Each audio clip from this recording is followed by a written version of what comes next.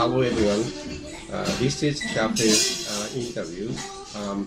I'm Ichiro Machino, the founder of e-communicators.com, and here today I have Miss Maggie Thomas from States. Nice to meet you. So Maggie, could you introduce yourself briefly first? My name is Maggie. I'm from Kentucky in the U.S. and I'm 19 years old. Wow, you're so young! Still.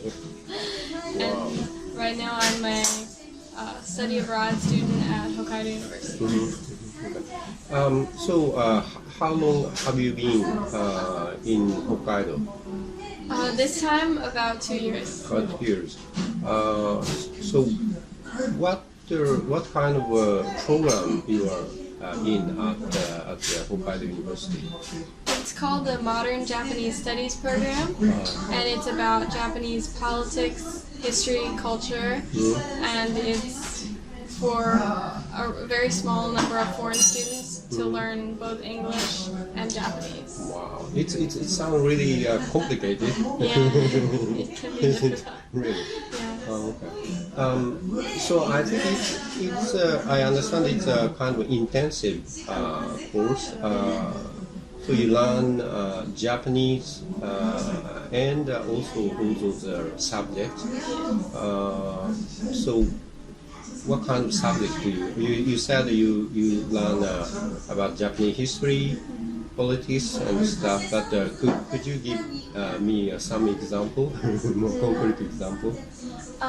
Right now, in the first 2 years, you learn mainly in English, and so I've been taking classes like Japanese management, which is a class on how Japanese people do job searching and going into companies and kind of what that is about. Really? Which is very interesting. And then I also had another class on Japanese politics, which was very basic, just kind of after the war, the kind of what the LDP, the founding party, and prime ministers, who's been the prime minister.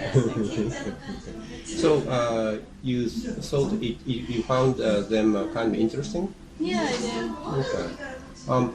So first, how I always ask these questions, but how did you get interested in Japan? I mainly got interested through my high school having a Japanese class, and so I was, really? Your high school has a Japanese classes? Yes, it did. It's very rare. Yeah, but, it's really rare. Yeah, my high school had Japanese, French, and Spanish, so I chose Japanese because it seemed more interesting. And then I got into it through that, and I watch a lot of Japanese dramas. Really? They broadcasted? They are broadcasted? No, I looked them up online. Wow. What kind of dramas you pick? My favorite is called Hanayori Dango. Okay. What kind of story was that? It's a love story between like a really rich boy and a really poor girl. Okay. And it's just really cute. It's from an anime, I think, but I didn't watch that. I watched the live version with Matsumoto Jun. Written by, drawn by, made by. Yeah. Oh, okay. Oh, that's interesting. So, but then you decided to apply for some this program specifically. You just picked that program. When I was applying for schools, I applied for some in the U.S. and then this Hokkaido University and Waseda University in Tokyo, and then but Hokkaido University was my top pick because I think Tokyo is too crowded, so I wanted to be in Hokkaido. Really? Yeah. But you said earlier you said you were actually here before you came to Sapporo this time. How you came to was that Hidaka area? Yeah, I went. My city in Kentucky is famous for horses, and so we're sister cities with Hidaka in Hokkaido, and so I went only for 2 weeks. Only 2 weeks? Yeah, it was very short. It was just an exchange, but it got me more interested in coming back to Japan. Oh, wow, that's interesting. But so you also, I think you had also interest in other Asian areas. Yeah. Which country? I was very interested in China growing up, and some Korea. Now I watch a lot of Korean TV, but mainly I've always wanted to go to China. But unfortunately, your high school or junior high school didn't have any classes for Chinese. Yeah. Okay. But so you think staying in Japan increased your interest in China, or? Yeah, I think so in a way, because now that I've seen kind of what it's like in Japan and learned more about it, I want to learn more about China.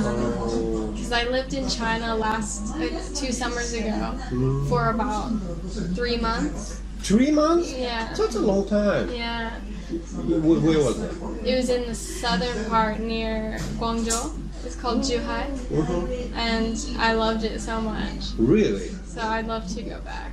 Wow, that's an interesting story. But there were any horses? No, no. Unfortunately. Okay. So, I go back to Hidaka, yeah. But so it was just a couple of weeks, right? But what kind of impression you got? I really thought Hokkaido was so beautiful, very nature filled, and Shinidaka is a very small town, so I really liked that atmosphere. Really? Yeah, I don't like big cities. Really? Yeah, and my host family was so kind, and so they really made me feel welcome in Japan, so I had a good impression. Okay, good. So you came here to study. What was your first impression about Sapporo? I had a really hard time at first coming to Sapporo because my program is very different from American universities. How? I think American universities are very caring towards students. Like they kind of make you feel very comfortable and try to help you through everything. Really? Yeah. Wow. Whereas in Japan, it's very much like you chose to come here, you have to do everything yourself. They don't really hold your hand or help you. That's sorry, but that's kind of interesting because we kind of have a total opposite impression. We kind of try to mingle new students into the courses, and in States you kind of more supposed to be independent or something, but actually it's not true, right? I think we are more independent, but when it comes to college students, they're really helped by the university a lot. Really? At first, it's a very different environment than Japanese universities. So I was very that should be stress and also surprise, right? Yeah. Wow. Sorry. Really? That's really shocking to me too. Yeah. Wow. So maybe you should tell them. Yeah. I think.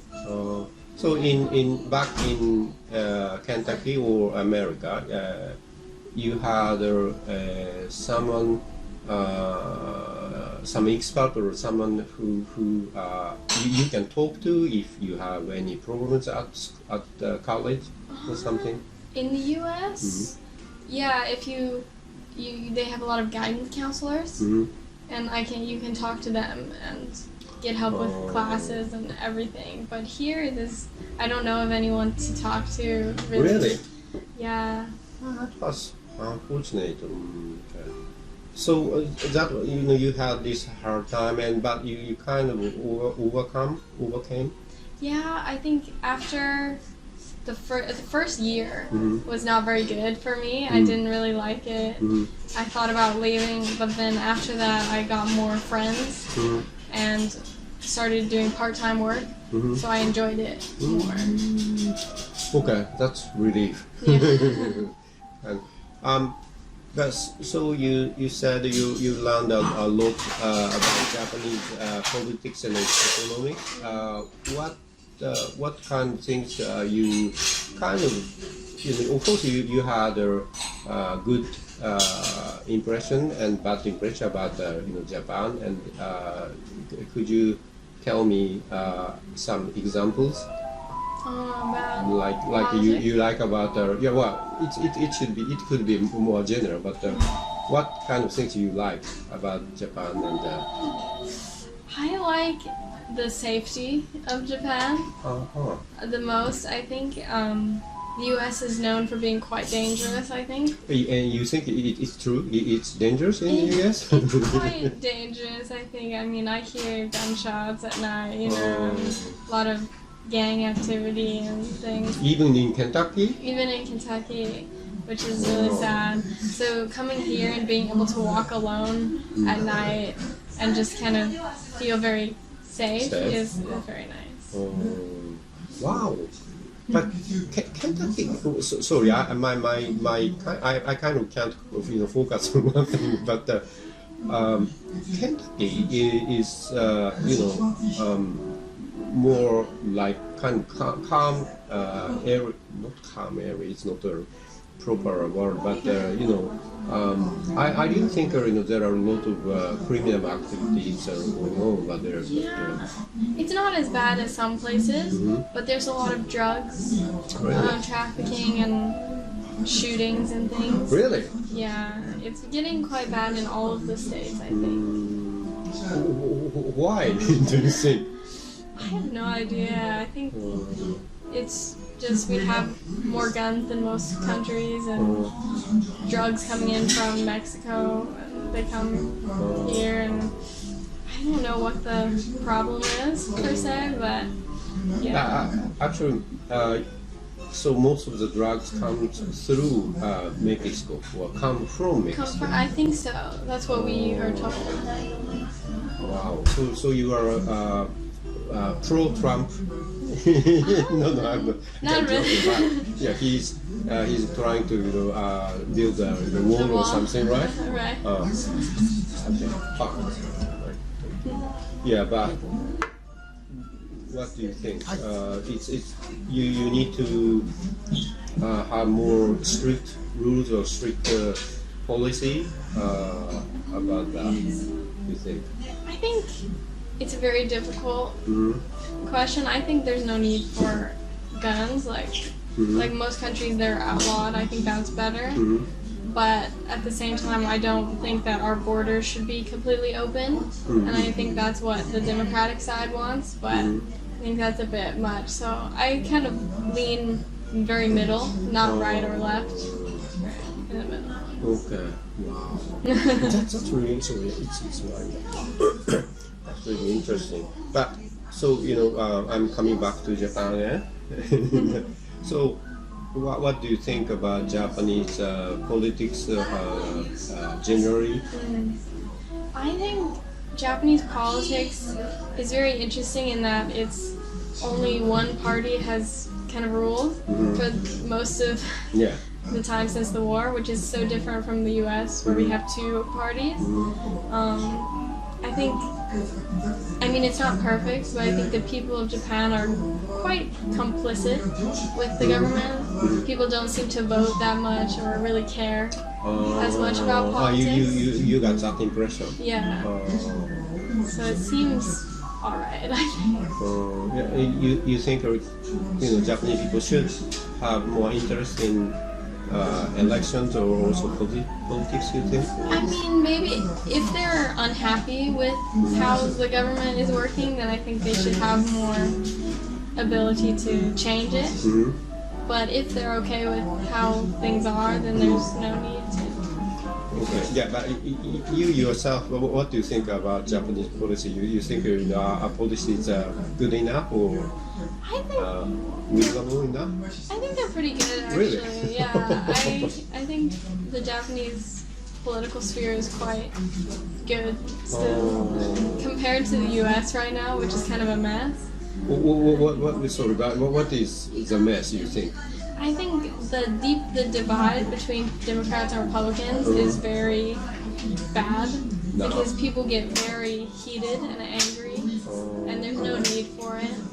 And I think there's just too much controversy in the U.S. with so many things like abortion or like gay rights or things like that. It's just too intense. Whereas in Japan, it doesn't seem to be that big of a problem. People don't tend to. Because we usually don't even conscious about all those problems, right?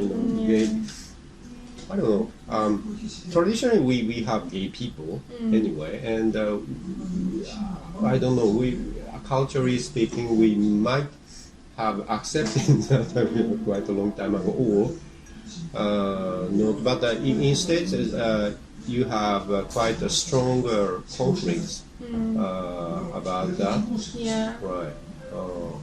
So, what do you think? You yourself think? I think that. I mean. It's kind of difficult. Yeah. I'm fine with anything. I think people just need to not fight with each other about it. Like my family is Republican. We're from the South. We're kind of more conservative people. And the Democrats that I know are very vocal about like kind of hating towards people. But I think the more you do that, the more of a divide it becomes. So you should just let people think what they want to think. What is the biggest, it's quite interesting because I've never been to talk to anyone about this, but what is the biggest difference between Republicans and Democrats? Yes, to you, because you're from a Republican family, right? So, but you think the huge gap, the heated conflict right now isn't very good. So what is the biggest difference? And you think you can overcome the difference, or what do you think? I think the biggest gap is probably that Democrats want to make everything free, make everything free. Yeah, give everyone money, like do things that are kind of impossible. They promise things that are impossible to achieve, and so people who don't know are like, oh yeah, that sounds nice, and so they vote for that. But then Republicans are more like, that's never going to happen. Let's go to something that's possible. But yeah, I think Democrats are more dreamers, maybe, and Republicans are more realists. Maybe is a bit. But you think they talked a lot about Medicare, by Obamacare, so called, and Trump is really hate, I guess. What do you think? It's a bad system, bad program, you think? I don't know much about it, being that I was only 17 or something. But from what my parents have told me, it didn't work well, and my health insurance is very, very high, like ridiculously high, and we never even go to the doctor, and we pay so much. So I think the system is not good. So for Medicare, you have to pay a lot of money. For example, could you tell me how much about? I am not sure. My mom pays it, and she said some couple $1,000s a year for insurance, but that's without going to the doctor. If you go to the doctor, you pay more, and so for some reason our medical insurance is not good. I think other countries you don't pay that much for stuff, so I don't know what the difference. Yeah, well, it's really interesting. You are actually the very first person who told me about the amount you have to pay to. So that's really that's really interesting. Okay. So you think Japanese politics is more reasonable in some sense? In some sense, I think, yeah. Okay. And we have fewer problems. Yeah. That's really interesting. But what do you think is the negative side of us from your point of view? Of course, you saw good things about us, but bad things about us too. So what do you think? What we should change? Negative sides about Japan as a whole? I think the manners are a bit much. Like the kegel I don't like. It seems very formal, and it's hard to get to know people because of the status difference. So I didn't like that about it. Even when you speak English, or you try to learn Japanese, and then that keigo is kind of preventive. Yeah, I think it's that, and then even in English, I think most Japanese people are very shy, or they're hard. There's always a wall up between us, like foreigners and Japanese people, so it's harder to get to know them or become friends with them. I think. That's too bad. Okay, well actually I feel that way too. Okay, that's interesting. But you have a lot of Japanese friends here too? Now I have a few, probably like at most 7 or something. That's so many, I don't have that many friends. But I would definitely say I have more foreign friends. People from different countries. For example, how many countries you have your friends are from? A lot, like Vietnam, Taiwan, Hong Kong, Thailand. So many other Asian countries. There's a lot of other Asian people in Hokkaido University. There's some Americans or Europeans, but I think there's less of them than there are other Asians. Yeah, so from your point of view, you said of course Japanese university, including this Hokkaido University, don't give enough support to foreign students. I think so. What they should change, you think, in your opinion? That's difficult. I think for my program specifically, they stated on the website that before coming to Japan, you don't need to learn any Japanese. You don't need to know anything. We'll teach you. But what I've noticed is most people who come to Japan without speaking fluent Japanese already quit the program. Really? Because it's too difficult to learn Japanese that fast. Yeah. For example, how many hours you have to learn, Japanese at university? How many hours? How many classes? For the first 6 months, we go to school Monday to Friday, like 10 to 5, 10 o'clock to 5 o'clock. And that's only learning Japanese. Okay. And then after the 6 months, you only learn Japanese twice a week for an hour and a half to 5 to 3 hours. So first 6 months you have these intensive courses. Yeah. But which level you reach after that? You start to speak daily Japanese for daily basis? For me, I was probably like Chukyu Ichi level.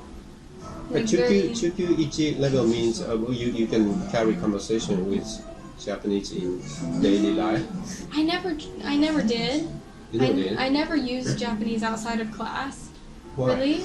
I think because I didn't, at that point I had no Japanese friends, and it was very embarrassing, so I never used it. And I think that's one of the reasons I didn't get better at Japanese. They should maybe mingle people, Yeah. don't you think?